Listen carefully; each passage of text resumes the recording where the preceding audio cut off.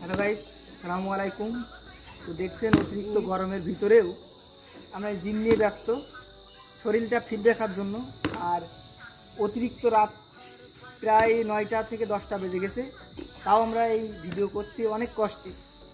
তো দেখেন কত রাত হয়ে গেছে, তাও ভিডিও করছি, অনেক পরিশ্রম করছি। প্লিজ আপনারা আমাদের ভিডিওটি বেশি বেশি শেয়ার দিবেন।